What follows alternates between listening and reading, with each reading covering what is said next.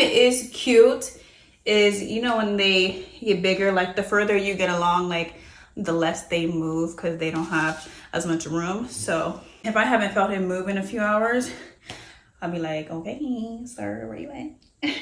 Stop playing. And then when I finally feel him do like a whoosh, because at this point he's just flipping and shit, like, then I'm like, okay, but that was enough. Don't do too much. Also, I'm oiling my belly. I've oiled my belly every single day since I've been pregnant. To get out the shower is oil my belly. Even if I do nothing else, the bare minimum is to oil this thing. And guess what? I still got stretch marks. Yeah, I still got them. Mine didn't even start showing up until about 30 weeks. Bitch, I thought I was in the clear again. Don't be surprised if you still get stretch marks too. Hello guys, welcome back to the channel. So here's video completion of women sharing their pregnancy journey, what they went through, the struggles they have to deal with, the do's and don'ts. By the end of this video, you'll be able to learn one or two, especially for intending mothers, for you to prepare your mind physically, mentally, psychological, financially, and all around. Let me allow you to watch. See you at the end of the video. Please be sure to like and subscribe. Let's go. I'm so jealous of the moms who don't have to do this. Darling, It's so hard. darling, It's such a happy time. don't be jealous of other moms. It's such a happy time and I Don't can't be jealous of other moms. really because enjoy You're it. creating a construct that isn't real. You're creating a construct that isn't real. And part of our calling is we expose the fallacy of what people have been believing. And we can't be the ones exposing it if we're also the ones who are believing it. I just want to see if there are other options. Yeah, darling. There are always other options, but it's important that it registers with you, that because it's a huge point of attack for you to believe that you're broken, there's something wrong with you. There's hormones, there's all of these things happening to my body that I'm not in control over, and there's no fault of my own. So now that I know that these things are happening and it's not my fault, let me implement a plan and put more focus on executing a plan than my failure, I really need to get help. Like, I need more support. Like, I need, like, I'm not saying that, you know, don't take the medicine at the end of this. If we feel like that's what I need to do, I'm going to do it. But I just feel like I need more support. Like, I feel like I need to see a counselor who specializes in this. I really need help. Well, so whatever you feel you need, we're going to put the weight of everything, our resources and time into that. Okay. Whatever it is you feel that you need. I don't know how siblings exist. I don't know who wants to be pregnant multiple times in their lifetime. I think about the fact that my grandma had 8 kids. For 8 years of her life, that woman was pregnant. 8 years. I've been pregnant every month of this year, and I want to die. This last week alone has felt like a decade. 8 more years of this? What? How in the world are all these people continuing to pop out babies? They must not be lying when they say that you forget the trauma, because there's no other reason why there should be siblings other than the fact that you straight up forget the horrible trauma of pregnancy and childbirth. I want to give this baby a sibling, but I don't want to be pregnant ever again. I don't know. Adoption?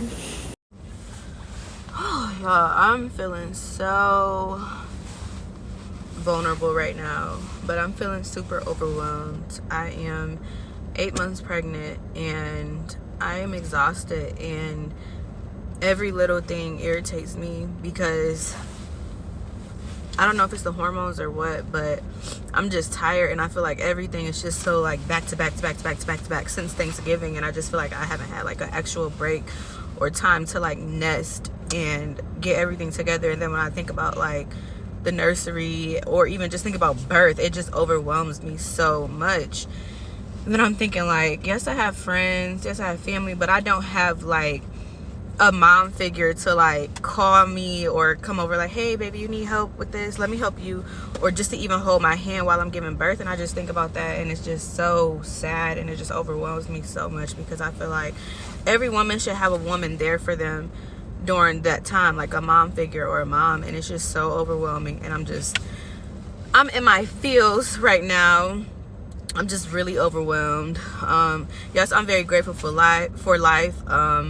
Yes, I just got proposed to and I'm happy about my life, but at the same time, my feelings are valid. I'm feeling so overwhelmed and I just really want a break. I don't know what type of break, but I'm just sitting outside my daughter's daycare trying to soak in this solitude. And then I just got into my feels because I'm feeling so tired, like between going back and forth with my fiance about baby stuff, because he's not the type to just kind of be relaxed where it's like, go ahead baby, do what you want to do, get what you want to get, you know, I trust your decision. Like every decision that we make is always comes with like a debate, and I know that's like, I don't know if that's like what married people do. I don't know if that's what healthy couples do. Let me know, y'all. But I feel like everything is like, obviously we have to have conversations about stuff like this, but what I thought I would have in a man is like a man telling me, you got it baby, this is your area. If you want to get that dresser for the baby, get the dresser. If you want to get that doona, get the doona.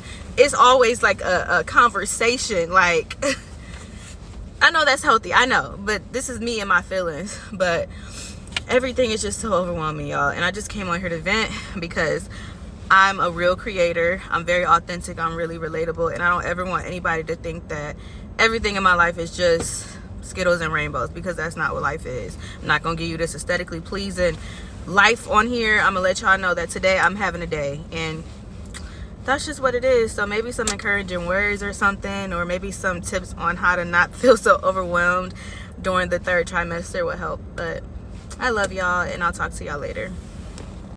If you are pregnant or ever been pregnant, what was the worst trimester? I'll go first. The first. First trimester, hands down, gotta be the most terriblest thing I've ever experienced in my entire life.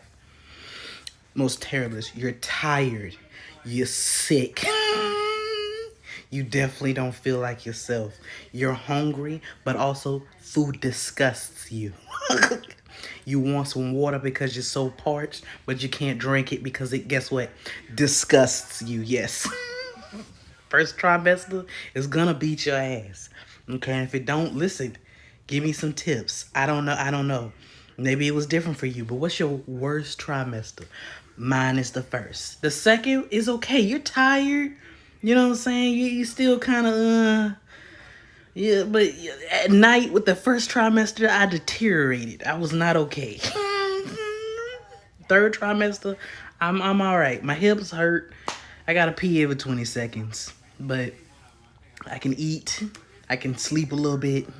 But that first one, I like to die. 4 things in the third trimester that nobody warned me about. After 30 weeks, they're no longer kicking you. They're stretching, they're rolling, they're rubbing their body parts on your internal organs. They're touching parts of you that you never knew existed. They might fuck around and touch something that makes you pee and throw up at the same time. You don't know. The possibilities are endless. They like to keep you on your toes. Like, the second thing is how sore your stomach gets.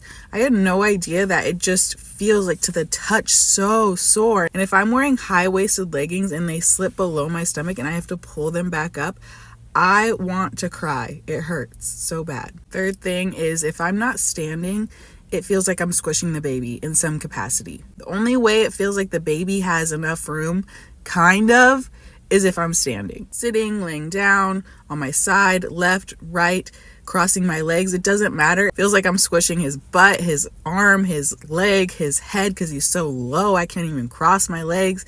If I'm not standing, I'm squishing him. And the last thing, number 4, is I didn't realize that I was going to be breathing literal fire. I didn't know growing a human meant you also became a fire-breathing dragon. And I had no idea that it was going to feel like I was going to erupt like a fucking volcano because of all of the acid reflux and heartburn. Tums are pointless. Tums are just like a little snack at this point. I could eat a whole bottle of Tums and all it would do was hurt my stomach more. So those are the 4 things that I was not really prepared for. The little sprinkle of surprises, some last minute punchy in the gut, sucker punchy in the face. Surprise. Pregnancy really likes to kick you when you're down, literally and figuratively. Are we just not supposed to be sitting or bending over in the third trimester and I just didn't get the memo? Because when I bend over to put my shoes on, it feels like I'm gonna pop the baby. When I'm sitting in the car, He is pissed. He is pissed off. I know he's talking shit about me in his head. Like, how could my mom do this to me? I haven't even come out the womb and she's already fucking with me. Like, I already know he's pissed. I could tell just by his movements. He's trying to uppercut me in there. If you were to get a good look inside my body, you would see that all of my internal organs are bruised. I might have a cracked rib. We don't know. But I know I'm in pain. I know he's pissed when I'm sitting. I'm about to go into labor and I'm thinking, I gotta shave everything. And I know you're gonna be like, oh, they don't care. They don't care. I care. I care. So I'm gonna do it. But I'm worried that I'm just gonna pop the baby. You know what I'm saying? Why are we not talking about this? I don't think we're supposed to be bending over or sitting. I don't think that's a thing. I think we're supposed to be laid back.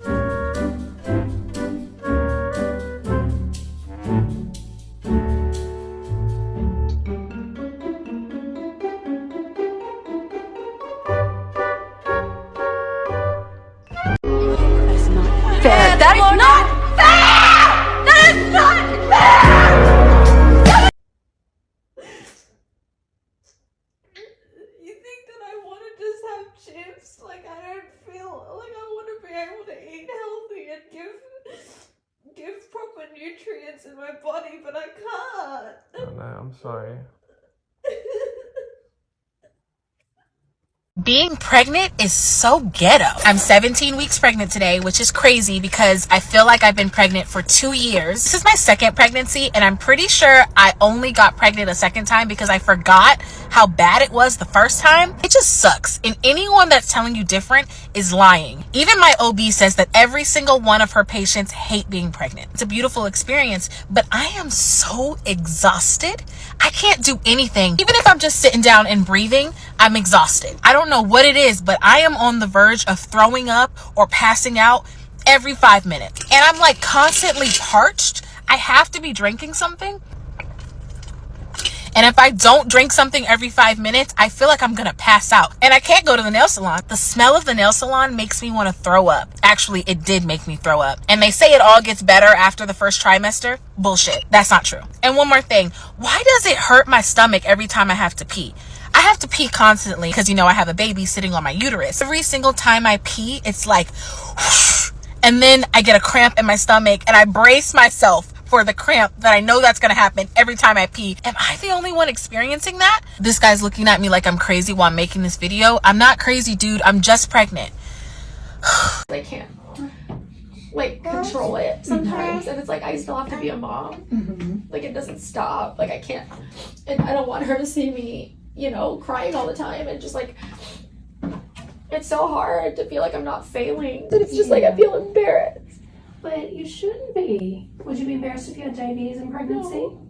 Or how about having a first in pregnancy? No. This isn't different. It's just a different chemical. That's all it is. It's a different chemical. We need to work on it. We need to get you back comfy. I like it. Feeling like you're safe at home. When I tell you I salute all the women that went through their pregnancy by themselves, I could not even think of how I could go through the whole 9 months of my pregnancy with nobody to talk to, nobody to rub my back, nobody to rub my feet, nobody to bring me food, nobody to check on me every single day. I'm glad that I have a partner, and I'm glad that I have God, because y'all, even with a partner, pregnancy is still hard because a man does not know what women go through. Like, I can tell you these 4 or 5 months that I've been pregnant have been hard, y'all. Like, when I tell you I have experienced depression, I have experienced depression, and it's not because I wasn't happy about my baby. It was the changes I was going through with my body, like being sick and throwing up 7 to 10 times a day in my first trimester almost took me out to the point where I kept saying to myself, I don't even want to be pregnant no more. Like, it was so hard. I was losing all of my weight, y'all. It was tough. Like, I was crying, like, and I still have morning sickness, and I'm in my second trimester. But my first trimester, if I did not have my partner and some of my family, y'all, I don't even know if I'd be still here, because, bro, the depression that you experience in your first trimester is terrible. And I still have my little depressive moments, but y'all, I salute to every mother that is doing pregnancy by herself and even raising her kids by herself, because baby, I ain't even through 5 months yet, and I can honestly say I know exactly how that stuff feel. Like, the hormones, baby, the emotions, it's too much. You know, you have those signs, and I feel like we pray that our mate, you know, will get it together, or we see the potential that they're going to get together, so the potential is what makes us stay. But that's not the reality of it, and you don't stay with somebody for potential. And I was just praying, like, God, you know, allow this situation to work. But it's like God knew that that person wasn't for me, and it was time for me to go. But I wasn't listening to him when he told me to leave. So he's like, okay, you're not going to leave?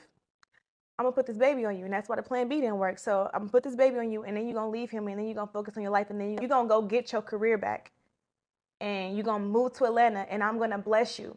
Because what he's blessed me for now makes total sense as to why I got pregnant. Because when I got pregnant, I was so confused, I was so lost. I'm like, I just messed my life up. But not on God's watch. I didn't mess my life up. I have an amazing life now, and I understand as to why God put me in that position. Do you know what? I never understand those guys that allow a woman that's having their child to go through the whole pregnancy process alone. That's just weird, man. And it's sad as well. Like, why would you miss those opportunities, regardless if you're together or not, man? You should be there. That's your child. You're not embarrassed. That's fucking embarrassing. But then, preach on, brother. I've come to realize pregnancy, motherhood, parenthood, and all the hoods you can think of is not for the faint-hearted. It's not something you wake up to and decide to do. It is tough, especially for the first timer. You need all the support system you can think of. A kind and supportive partner is very necessary. You need someone that can stand by you, that is matured enough, that understands the complications that come with pregnancy. In Africa, Eastern Nigeria to be precise, we believe pregnant women are not allowed to be alone. It's an abomination to have a pregnant woman care for herself. We understand the complications that come with pregnancy. Down here, maternal mortality is quite high due to the complications that come with pregnancy and childbearing. We call it the journey between life and death. When women give birth successfully to little or no complications, we tend to celebrate, love and care for them. This video is really an eye-opener that's opened my eyes to a lot of things, for me to understand that pregnancy is not what you just wake up to. What you just wake up, you have to think it through. Be sure that you really want to have a baby, and also evaluate your partner. Be sure who you want to have a child with. Pregnancy is too tough to have it with an irresponsible partner. You just have to prepare all around to avoid the mistake of embarking on the journey all by yourself. I hope you learned one or two like I have. See you on the next one. Please be sure to like and subscribe. See you on the next one. Bye bye.